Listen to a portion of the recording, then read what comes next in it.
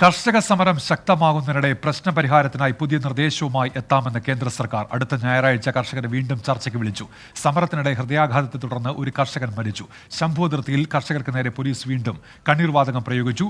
തന്റെ സർക്കാർ പ്രവർത്തിക്കുന്നത് കർഷകർക്ക് വേണ്ടിയെന്നായിരുന്നു പ്രധാനമന്ത്രി നരേന്ദ്രമോദിയുടെ പ്രതികരണം. താങ്ങുവിലയിൽ നിയമനിർമ്മാണം ഉൾപ്പെടെ കർഷകർ മുന്നോട്ട് വെച്ച ആവശ്യങ്ങളിൽ പുതിയ നിർദ്ദേശങ്ങളുമായി എത്താമെന്നാണ് കർഷകർക്ക് കേന്ദ്ര സർക്കാർ നൽകിയ ഉറപ്പ്. താങ്ങുവിലയിൽ സമിതിയെന്ന സർക്കാർ നിർദ്ദേശത്തോട് കർഷകർ യോജിക്കുന്നില്ല. ശംഭു അതിർത്തിയിൽ സമരം തുടരുന്ന കർഷകർ ഞായറാഴ്ചത്തെ ചർച്ച പരാജയപ്പെട്ടാൽ ഡൽഹിയിലേക്ക് നീങ്ങും. സർക്കാർ MSPയുടെ കാര്യത്തിൽ നിയമപരമായ ഉറപ്പ് നൽകുന്ന ഇതിനകത്ത് പോവാൻ സർക്കാർ തയ്യാറല്ല.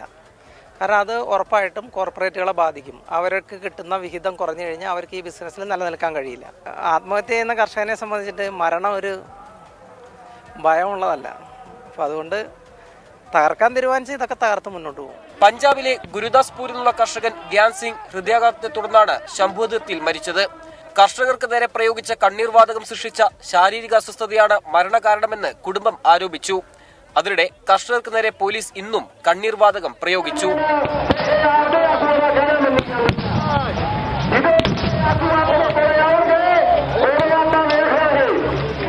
തന്റെ സർക്കാർ പ്രവർത്തിക്കുന്നത് കർഷകർക്ക് വേണ്ടിയെന്നായിരുന്നു സമരം ശക്തമാകുന്നതിനിടെ പ്രധാനമന്ത്രി നരേന്ദ്രമോദിയുടെ പ്രതികരണം.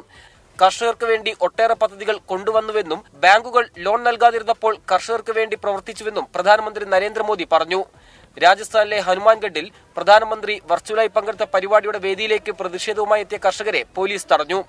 ബാരിക്കേഡ് തകർത്ത കർഷകർക്ക് നേരെ പോലീസ് കണ്ണീർവാതകം പ്രയോഗിച്ചു. ടിയർ ഗ്യാസ് ഉപയോഗിച്ച് സമരത്തെ തുരത്താൻ പോലീസ് ശ്രമിക്കുമ്പോൾ അതിർത്തിയിൽ സംഘടിച്ചെത്തി കരുത്താർജിക്കുകയാണ് കർഷക സമരം.